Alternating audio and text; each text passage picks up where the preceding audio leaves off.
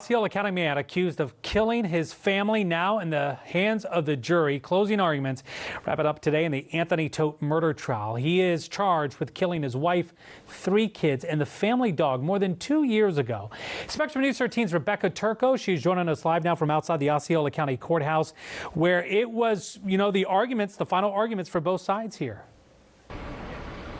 Final arguments were underway earlier today, and now those jury deliberations have been continuing for some 4+ hours now. It's up to the jury to decide whether to convict Anthony Todt of first-degree murder and animal cruelty, or whether to convict him or not convict him on lesser charges of second-degree murder and manslaughter. Anthony Todt appearing before jurors one last time before they decide his fate. The reason why we're here today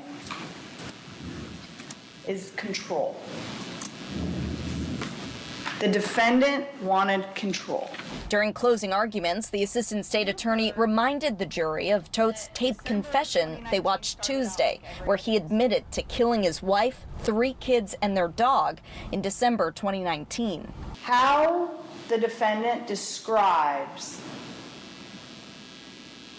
going into each child's room and killing each of his children is consistent with all of the evidence that was found on scene. She said the only inconsistency is when the stabbings happened. The defense honed in on that, saying the medical examiner testified the stab wounds happened after they died, when Todt had told investigators he stabbed them first. So the state is essentially having you pick and choose when they want you to believe the defendant's statements and when they don't want you to believe the statements. They want you to believe that he did it, but don't believe the way he said he did it because it contradicts the actual physical evidence. Yesterday, Todt testified his wife poisoned and stabbed the kids before stabbing herself.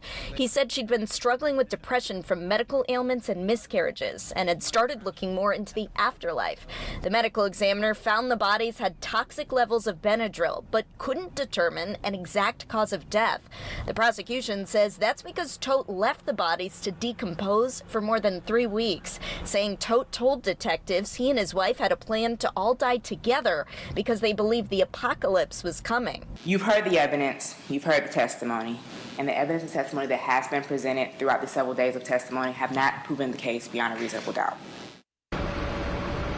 So the jury is still deliberating as we speak, and right now there's no telling how late into the night they may be going. Keep it here for the very latest on this trial.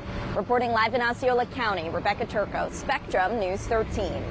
Rebecca, appreciate that. Meanwhile, in Seminole County, Sanford police have identified the 2 victims killed in a shooting yesterday afternoon. It happened in the parking lot of an apartment complex on Wilner Circle. Police say 16-year-old Darius Moore and 20-year-old Willie Baker III died at the